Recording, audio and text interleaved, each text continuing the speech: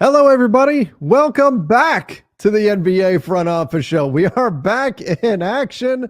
I'm back in town. We have the bandwidth to pull off the show again. So, welcome back to the NBA Front Office Show. We've got plenty to talk about around the NBA. I'm Trevor Lane, joined by Keith Smith. Keith, it feels good to be back, my friend. Yeah, me too.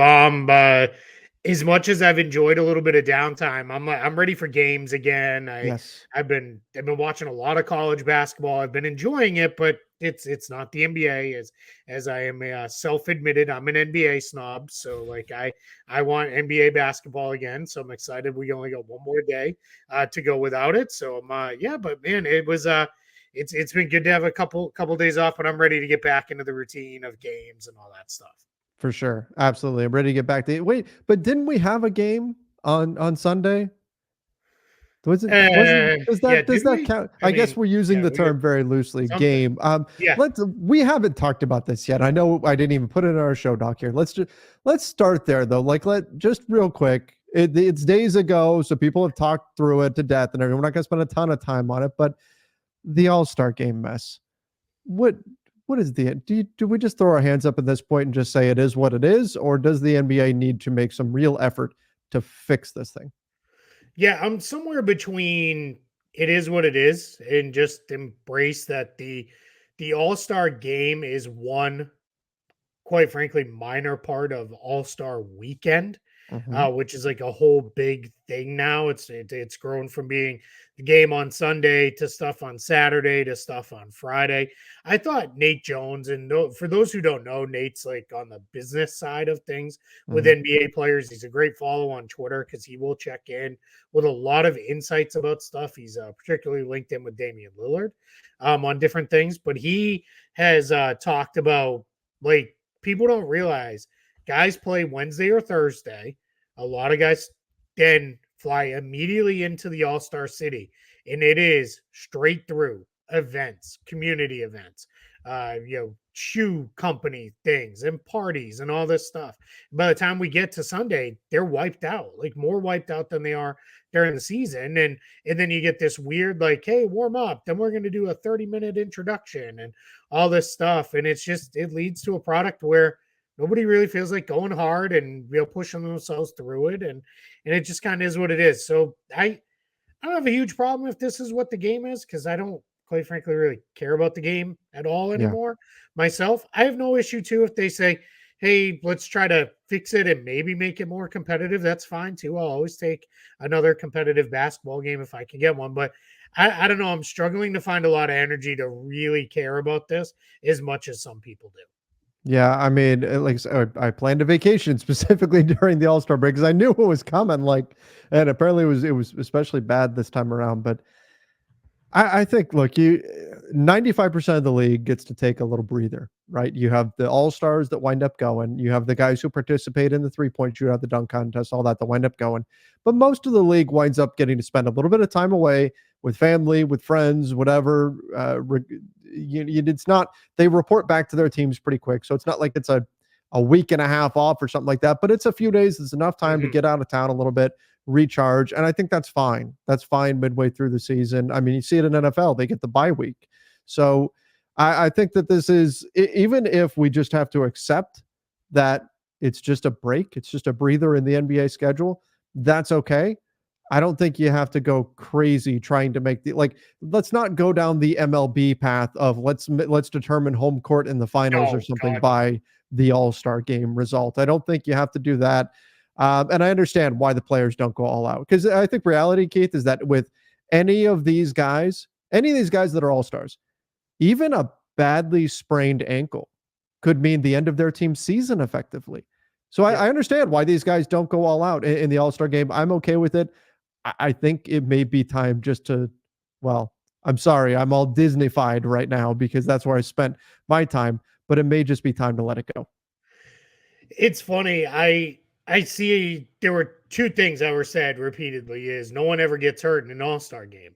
Well, does no one ever get hurt because they don't try very hard? Is that maybe why no one Right. gets hurt in an all-star game? Like that could be a thing.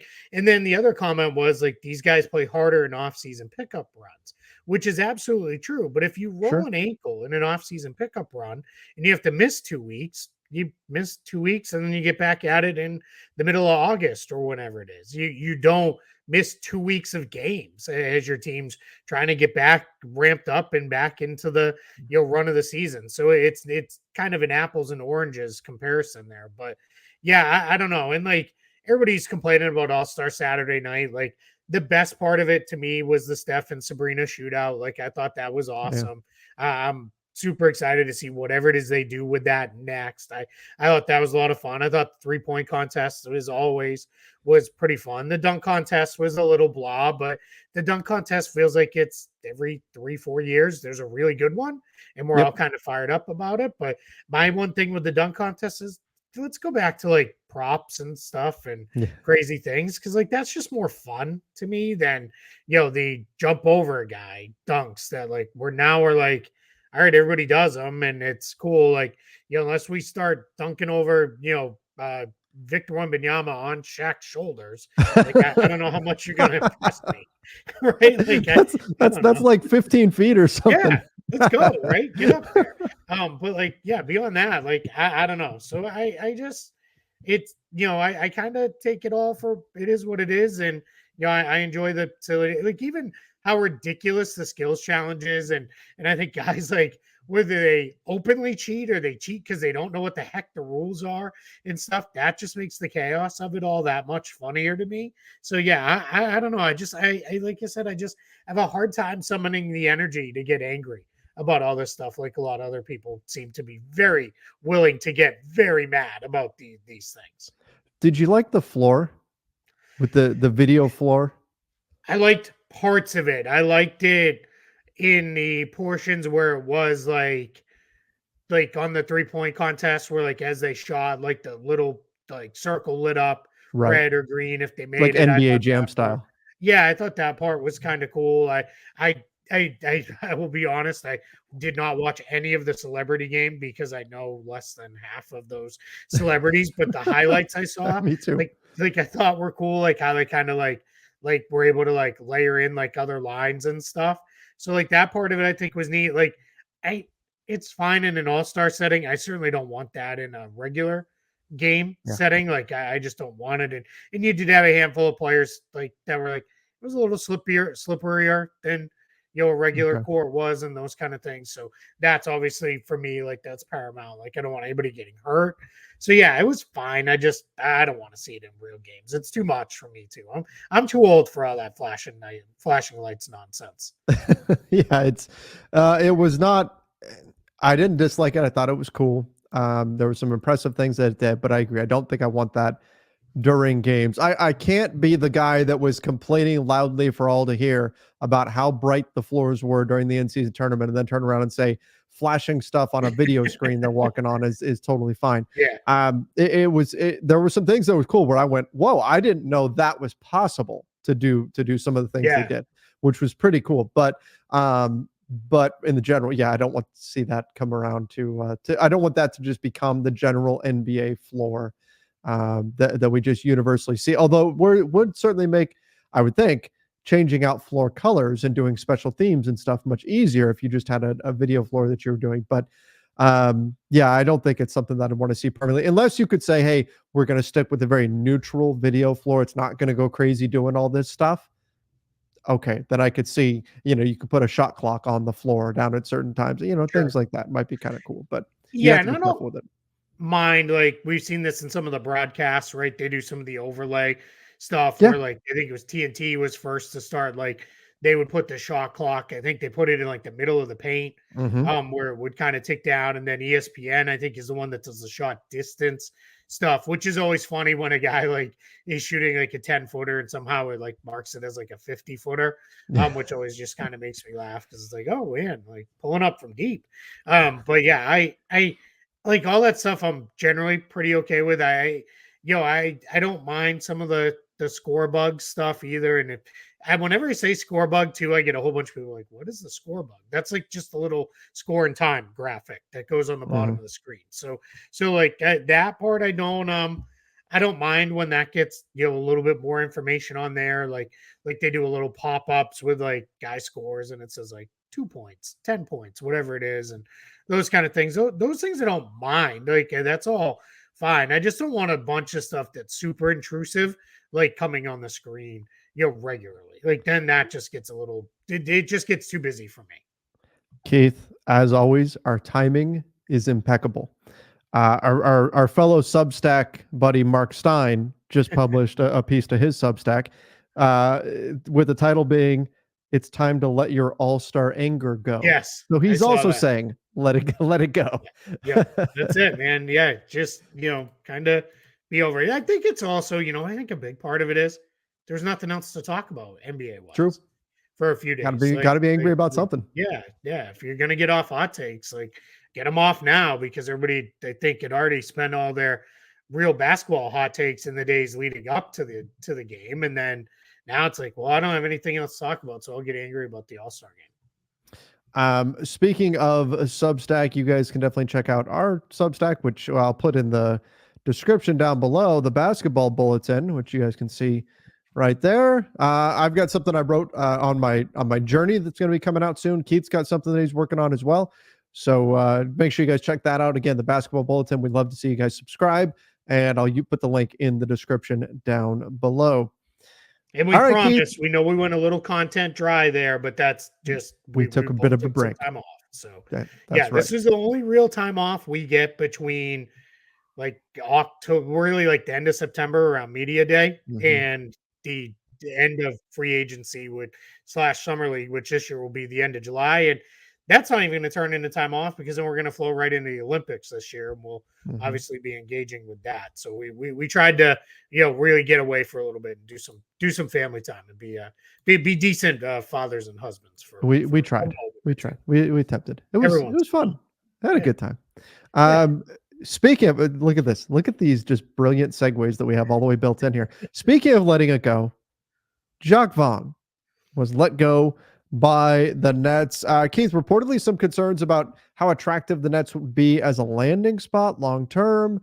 Some issues with that, and it sounds like from what's been reported, like Mikal Bridges is essentially the only one who's safe right now in Brooklyn. So big changes coming. Kevin Ollie now in as the head coach for the remainder of the season. There was a point, it was just a few years ago, where Kevin Ollie was like the hottest name on the coaching market and seemed to be on the fast track towards getting a head coaching gig.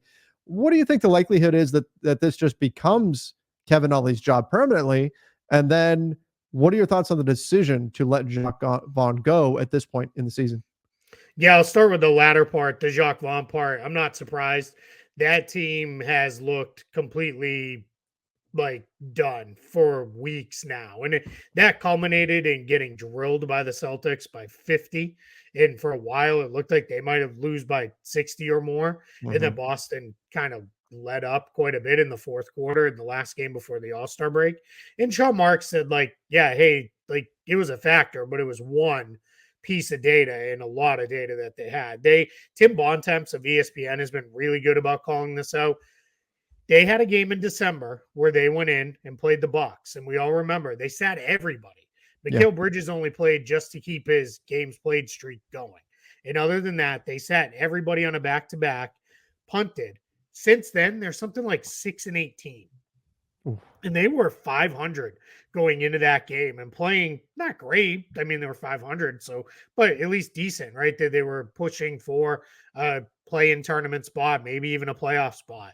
And since then, everything has fallen apart. And in watching them, I got to see them play the Celtics twice in a row, and then got to see them play multiple other games. As we kind of watch everybody, they looked like they were done, like they had quit. And once that happens, you have to make a change. And we're post trade deadline, so they did a couple trades, but you can't do another big trade or anything. You're obviously not like gonna up and wave a guy and eat a bunch of money or anything. So it comes down to can't fire the player, so you fire the coach. As far as the Kevin Ollie part goes, yeah, if he comes in over the last, I don't know how many games they have left, probably like 25-ish games, I'm guessing, somewhere in that range. If he comes in and they play hard and play well and win a few games, then yeah, I think there is a chance that Kevin Ollie keeps that job. They have 24 games left. So they play okay over those final 24 games, and players are comfortable, and maybe some of the young guys are showing some strides here over the final third of the season or so, then maybe Kevin Ollie sticks around and gets that job. You're absolutely right. He was a hot commodity when he was at UConn. There was a lot of people, but there were people going back to when he was still playing as an active player in the NBA. People were like, this guy's going to be a coach someday. He's going to be one of the Right. next big coaches just because he gets the game so much and all that. So it's interesting. He's got kind of a player development background. This is not a super young team, but they do have some interesting young guys. So I'm curious to see where it goes from here for the Nets over the remainder of the season. And I just hope they're a lot more watchable than they have been up to this point. Yeah, I mean it's been a rough season for them, certainly. Now they've made a few moves at the trade deadline.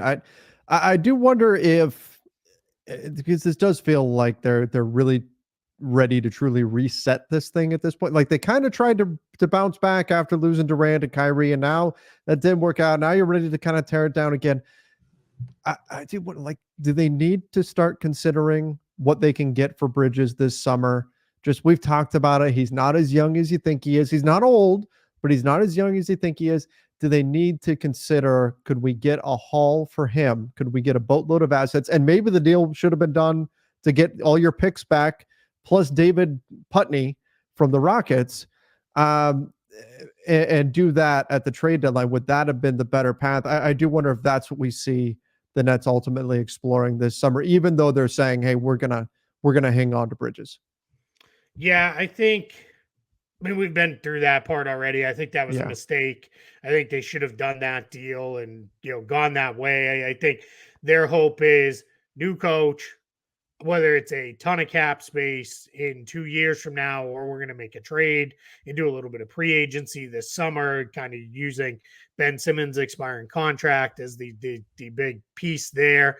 That I think their hope is we can, if Mikal Bridges is a number 2 or a number 3, we can attract a number 1 by saying, hey, come in. We already have Bridges and Cam Johnson and I don't know, maybe Nick Claxton in place here, and we'll go out and get the other guys and try to go get a guy that way. Maybe that works, right? I don't know. Maybe that's a thing, but I think for now, what it really becomes is I think the Nets they're just kind of in limbo right now, and it's not a good place to be because they're in limbo without their own picks and all that. So I have to wonder, let's say the next, what did I just say, 24 games left or whatever it is, 28 games, whatever amount of games they've left. Let's say they struggle through those games. I think there's a chance Sean Marks is done after this season. I know that's been kind of reported, probably not, but I think that might be more of a, hey, right now, kind of thing. So we'll see. But I mean, it's got to be getting close, at least, where there's going to be some questions asked there as well of, hey, are you going to be the guy? Because it's not going well there in Brooklyn.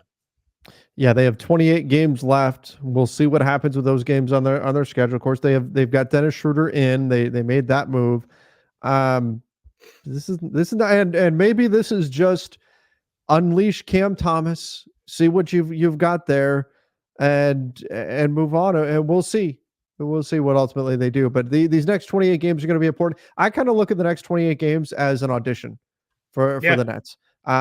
This is, the guys have got to figure out, have got to show whether or not they're going to be part of the future there. And then they've got some things to figure out, right? I mean, they've got to figure out what are they going to do first and foremost. What are you going to do with Nick Claxton? They've got a decision to make there this summer, and so this is very much a franchise in flux. And I mean, best of luck to Kevin Ollie. It's a difficult task now. Now that everybody knows what's coming, everybody knows what's going to happen. Ben Simmons is a $40 million expiring contract that could very well be on the move this summer too. It's not going to be easy to maintain focus for the final stretch of the season.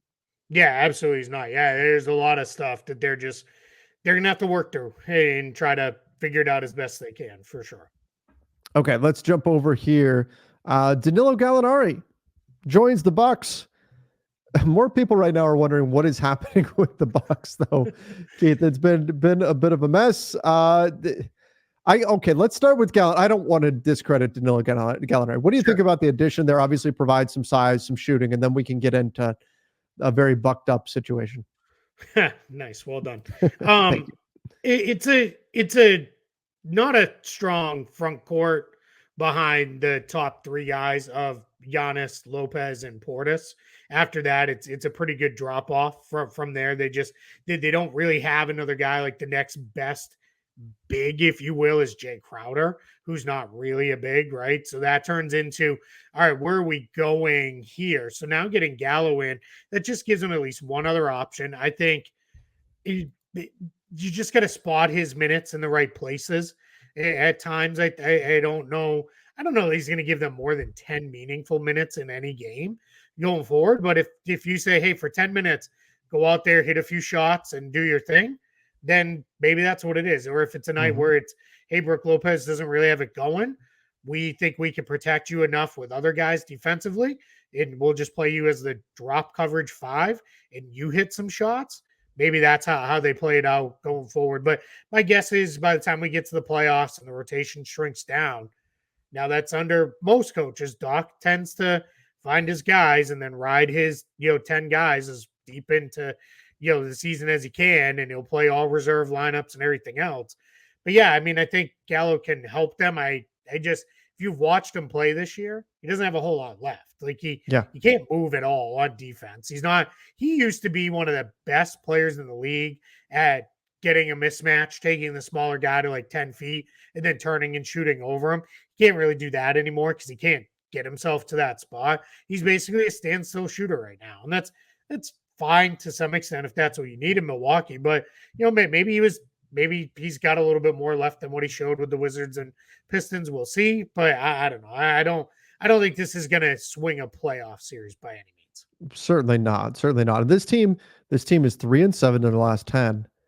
And look at this, Keith. I mean, we've got a blowout loss to Miami in which Giannis played, right? I mean, Giannis, it was the high on the team in points, rebounds, and assists. Giannis plays. You get blown out by Miami. You lose to Memphis, who are in full tank mode right now. A Memphis team that can't even keep Scottie Pippen Jr., who was in the G League for the bulk of the season. He can't even stay healthy. That's how bad the injury situation is in Memphis. You lose to that team. Then you lose to like some of the hoping to be the top tier in the West, right? Phoenix, you lose to Minnesota. Okay, I mean, you probably shouldn't get blown out to Minnesota, but that's a good team. That happens. But then you also get drilled by Utah, and you lose to Portland. And they lost to the Grizzlies right before the break, too. Right. And I mentioned that. The Grizzlies, right? Like if man, so you're losing all these games that I don't know. And then Doc comes out. You saw that interview, on NBA's Sirius XM channel, and he said, I'm paraphrasing here, but it was something to the effect of, when he was first called about the job, he said, "Why are you guys doing this?" In terms of like firing Adrian Griffin and then hiring him. Like even Doc is like going, "Well, okay, if you guys want to give me millions of dollars over the next few years, all right, I guess, but why are you doing this exactly?" Like that's not a great look either when your new coach coming in that's supposed to fix everything is like, I don't know what the hell they're doing. I don't know what's going on here, but suddenly I'm in charge now. And again, things have not looked good. I'm trying to remember, what was the first game that Doc took over? It's been a handful of games now. That's a good question. I don't remember off the top of my head. I think they lost though. Yeah, I know the record is not good with Doc. Yeah. It's not good. It hasn't been very good. They've lost a handful of games with right. They're like 4 and whatever. Maybe that New Orleans game, maybe it was that Cleveland game. I don't know, somewhere in that range. But the point is this: like you look at their cap sheet. This team is very committed to this group, right? There were some talks about maybe moving Bobby Portis over the trade deadline, but you've got the big money for Dame, you've got the big money for Giannis, and rightfully so. You've got Chris Middleton still on the books next year, and then a player option the year after that. You've got another year with Brook Lopez, Bobby Portis. There's not a lot of flexibility built into this roster. This is what it is. So what happens here? I mean, they added Patrick Beverley I'm sure Pat thinks that he's going to change everything for this team, and maybe he does bring more of a defensive identity.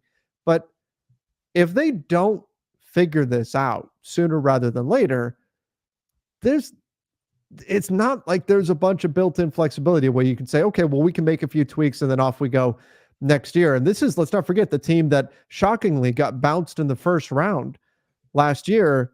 There's got to be a lot of concern right now in Milwaukee. Yeah, and I think what's a couple things with the Bucks. I think part one of it is it's been, I think, a little, people have acted a little bit like they're terrible, and they're not. They are, I just looked it up. They're 35-21. So Sure. they're pretty good. Like I don't want to go crazy with this. I think the problem is 35-21 sees them 8.5 games behind the Celtics. Right. Atop the Eastern Conference. They're behind the Cavs, who are in second by 2.5 games. They're closer to the 5th seeded Sixers than they are to the Cavs in 2. So that's where I think the worry is coming in of, man, we got to figure this out. Like this team is just really struggling. They're not getting it done. They should be better.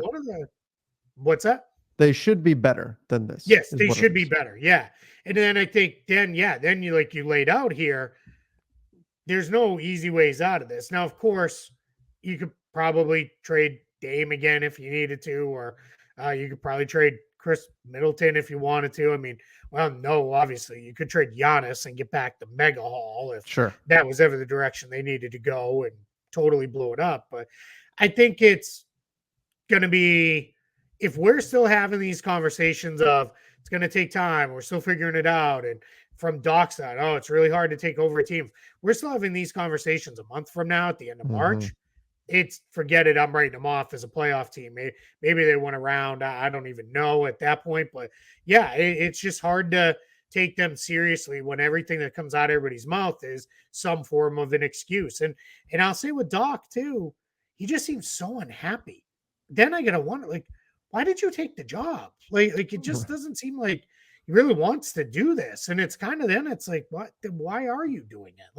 Like that gets to be a little confusing. Like you were fine, doing TV a couple times a week and playing golf and all your other stuff that we know you love doing. Like it just seems a little weird to me. And I know somebody's gonna be like, he's doing it because he get paid millions of dollars. Like, yeah, but he's not exactly hard up for money. Like I think he's set for life for good. And I'm sure you saw JJ Redick kind of went back at him like, dude, I'm tired of all this. Like, and then Austin Rivers went at JJ, Pat Beverly went at JJ, a handful of other guys then came out and went how much of that is real though? Like, that's what I wonder when I see this stuff. Yeah. How much of that is guys just getting into little fake arguments for the sake of engagement? It was real. Like, sure, the initial start, but guys firing back at him, it's hot takes. Well, I mean, in Austin, it's his dad, right? And Pat Bev plays for him now, so like those make sense. But it's just this is too much noise and too much stuff happening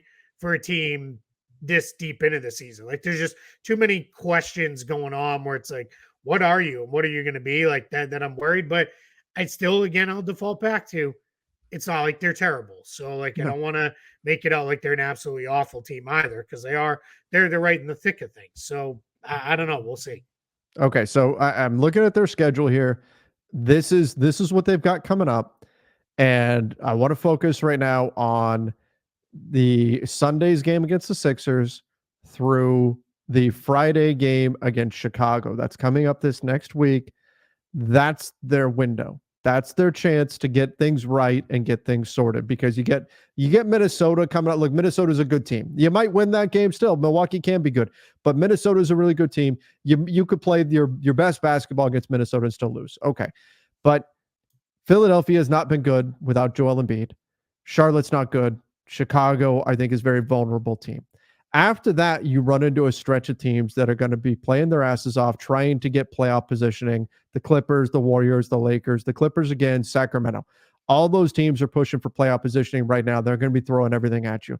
So this window that I'm looking at next week, Philly, Charlotte, Chicago, that's where the Bucks, and the Chicago second night of back-to-back, that's the Bucks window right there to get right. We talk about with the NFL all the time about, well, this week is a get right game. That Yep. week is full of get right games for Milwaukee. That's their chance to figure things out because it's going to be pretty tough sledding after that. You got to come out of that stretch with 3 wins in 4 games. Yep. It's fine if you lose one of them, whatever. That happens. But you got to win 3 of those 4 games. Like that's if you're any worse than that, then who knows? Because yeah, you called it that the Clippers game at home, then that West Coast swing.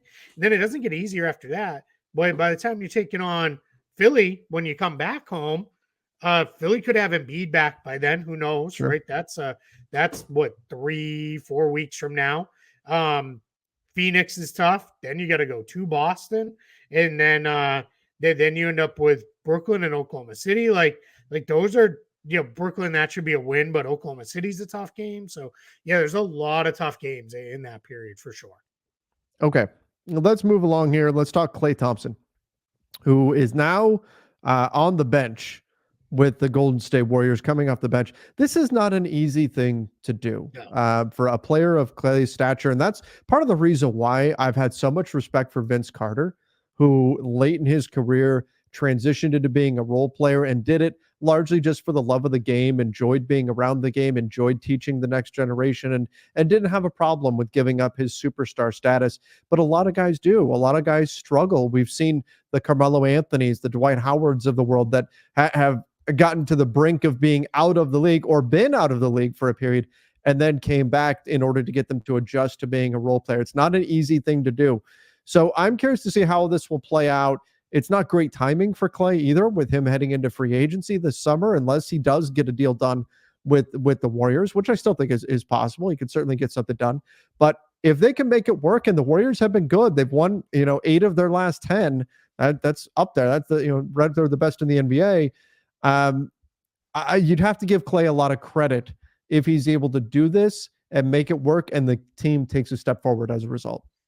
Yeah, these late career transitions can be really hard for a guy who's only ever known starting in games. Yeah. Now, I do think in this position for Klay Thompson, what this could actually do is this could extend his career by 2 or 3 more really productive years. Because if all of a sudden Klay Thompson can become a 20-minute a night bench scoring weapon, that's great, right? All of a sudden it's like, holy cow, like we got more years out of Klay than what we thought. And that can be big. So I think we saw this work in the game right before the break, where they did it, and he came off the bench and he scored like 35 or something like that. I know he was really good in that game, and he went nuts. And that could be what we see now going forward. And there's nothing to say.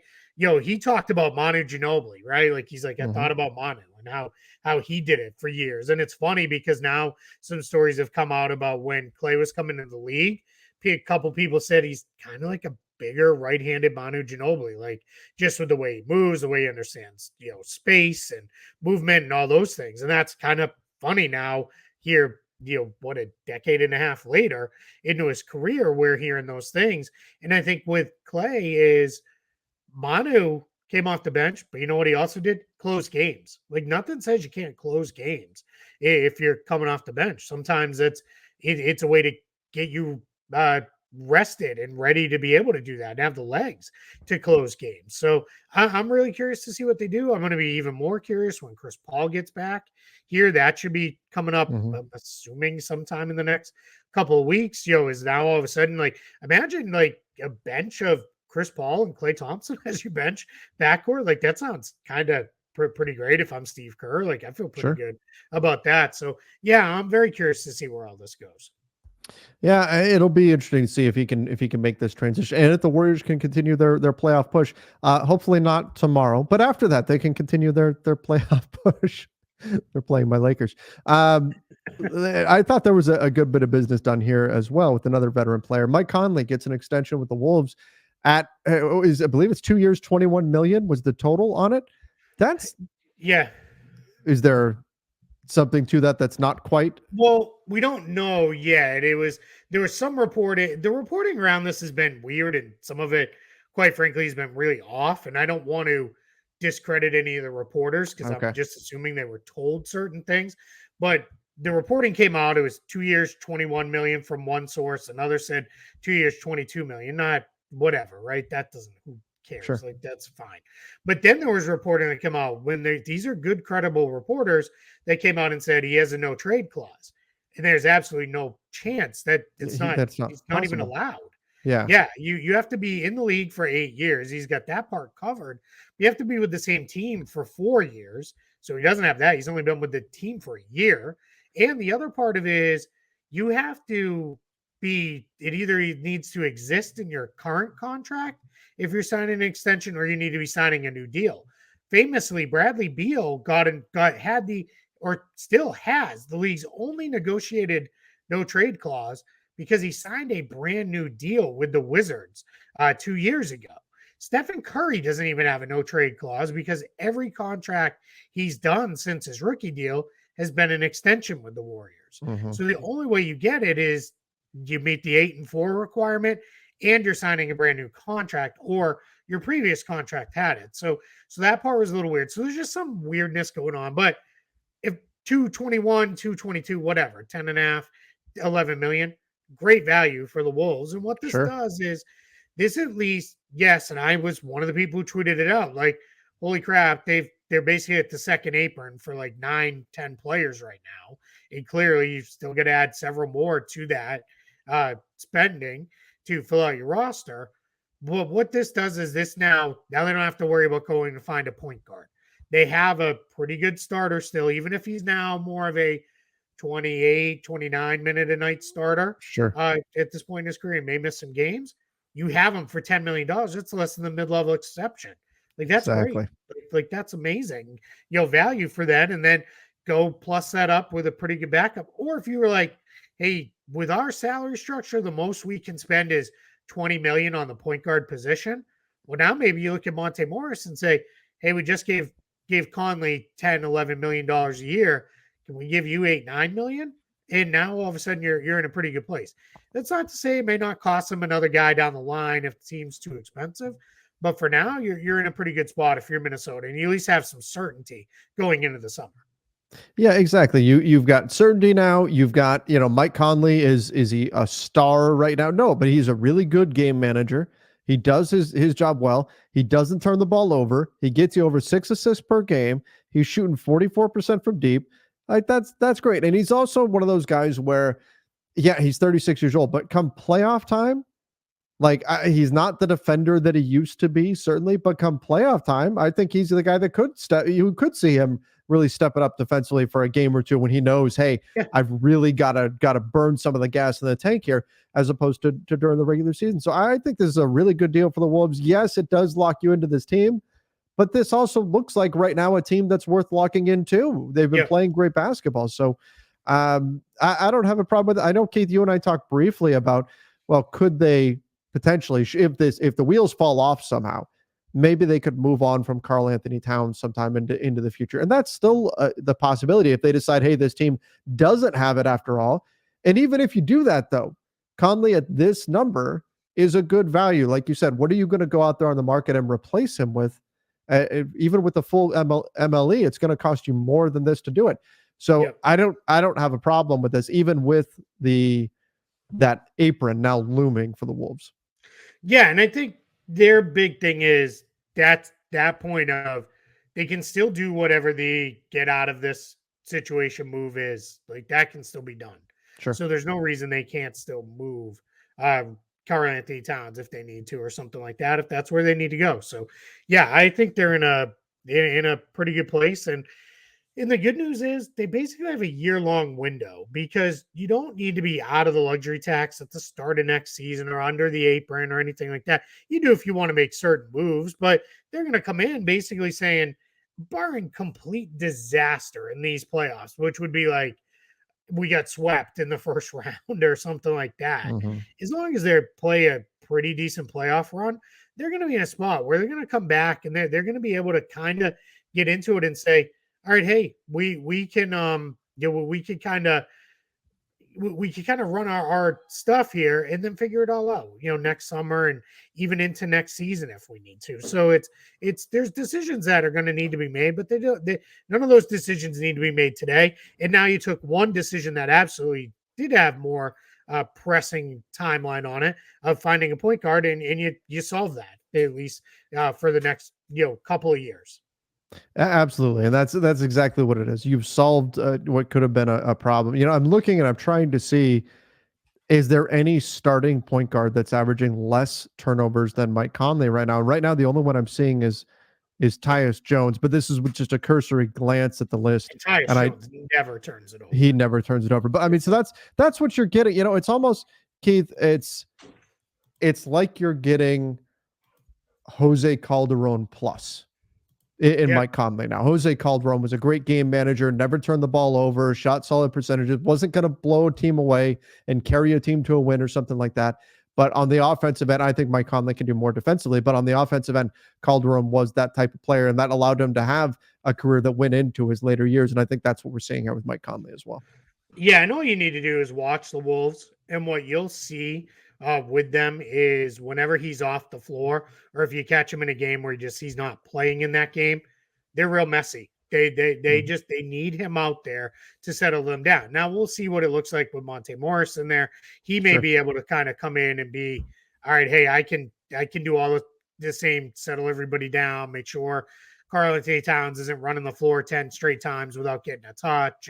And we need to make sure Jaden McDaniels isn't going 10 minutes without a quality look and those kind of things. That's what Conley brings to the floor. There's times, and that's not, people take that as like a criticism of Anthony Edwards or a criticism of Towns. And it really isn't. Those guys should both be taking 20 shots a game, every game. But you need to make sure Rudy Gobert is getting the occasional touch, and McDaniels is getting a touch. And when the reserves are in there, you want to make sure they're getting a shot off. So I think those guys, Conley and Morris, they're both really good game managers in that sense, where it's, let's just keep everybody involved and just keep things moving. Absolutely. All right. Keith, I just looked at our time. We're already at the 40-minute mark in this, and we've only gotten through a handful of our topics. I miss talking basketball with you so much. Yeah. Now I feel like I've got so much to say. So let's do one more topic, and we're gonna kick the rest of it to tomorrow's show. Let's go with this. Scoot Henderson now expected to start for the Blazers for the remainder of the season. Look, of course, right? I mean, they absolutely should. You've got nothing to lose. Might as well get him that experience and see what you've got in the remaining, 30 minus give or take a few games that the Blazers have left in their season. You might as well unleash him a little bit. And if he makes a bunch of mistakes and things like that, there's stumbles along the way, great. That's fine. Get those out now. Let him learn now, so that when you're really competing for something, hopefully a lot of these things are already worked through. So I think that's great. Go ahead, start him. I know he hasn't had the best rookie season, but you need to really try to accelerate that growth as best you can. That's the wins and losses aren't the goal right now. It's about what are you developing for the future, and that's what you need to do right now. Focus on that, and starting Scoot, I think, is the absolute correct move. Yeah, I'm with you. And I know some people will say, why didn't this happen earlier? And Chauncey Billups, who, funny enough, has a lot of experience with this. In his rookie year, the Celtics didn't just give him a starting spot, and then they ended up trading him and in a deal before the end of his rookie season, which it's funny. Some Celtics fans are like, what a disaster trade that was. And then others are like, got us Kenny Anderson, who really helped push the team forward for the rest of the year. But that's all ancient history stuff. But Billups' coach now was like, he had to earn it. Like, they did not want to just gift him entitlement minutes right out of the gate. He had a few starts earlier in the year, and quite frankly, they weren't very good. He really struggled. He looked a little overmatched. He looked a little out of sorts. He has played really good basketball over the last couple months. He still falls in love with the occasional wild pull-up jump shot and transition and those kind of things. I think his attacks get a little ambitious at times, where it's like, I'm going into a guy, and there's times when it's like, all right, man, let's breathe a little here, but he's done well with his playmaking. He's finishing better. He's shooting better. All those things are coming around. And it takes point guards a while. It's point guards and centers are the two positions that take a little while to really develop Mm-hmm. in the league. And I think in Scoot Henderson's case, he really is now. He's a guy who is bringing him in. You're going to see him in a spot where this is going to be the launching point into next year for him, right? It's let's see what you can do over these final 25 or so games and see what it looks like. And then when we get into next year, all right, are we ready to hand it over to him full time? And everybody else kind of starts to orbit around him a little bit. That should be where we're starting to transition to. And then whoever they pick in this year's draft, they're going to have another good high draft pick. And then off we go from there. So I'm excited about this and excited to watch Portland the rest of the way because I want to see him getting those minutes, and I want to see him getting those minutes against the other frontline point guards in the league. Yeah, you're looking for growth. That's all you're looking for right now. Growth. Understand that there's going to be plenty of bumps in the road and see what he's got. And so it's exciting to see exactly how that's all going to play out for Portland. Yep. All right, Keith, our first show back. Back in it felt like we were off for like a month. We weren't even off for a full week, but nonetheless, I'm rested. I'm ready. We have games back tomorrow. All kinds of fun stuff to talk about. Once again, everybody, thank you for joining us. Make sure that you do subscribe right here to the NBA Front Office Show on YouTube. Follow us over on Apple Podcasts, Spotify, wherever you listen to podcasts as well. And of course, check out the Basketball Bulletin, which is our Substack. Going to be updated soon with some new stuff coming up there. I think that's it. We made it. We made it through our return show. I didn't feel too rusty. Nah, well, we shook it off quick. We're the veterans now. We get right back. Of course. So I go with the let it go, the Disney reference, and you have to drop the T Swift there. Yeah, there it is. Yeah, love it. You shook Perfect. It off. Yeah. We know we didn't cover. There's been 900 million other transactions. Yes. We'll get into those tomorrow. We'll get into all that. There's a couple other stories we didn't get into, so we'll cover all that stuff off like we usually do. But wanted the big stuff today and get into some of the bigger stories, and then right back at it. And guess what? Tomorrow, and then we're right back to Front Office Fridays on Friday. So excited to get back into that as well. Let's go. All right, everybody. Thank you again for joining. Until next time. See ya and stay safe.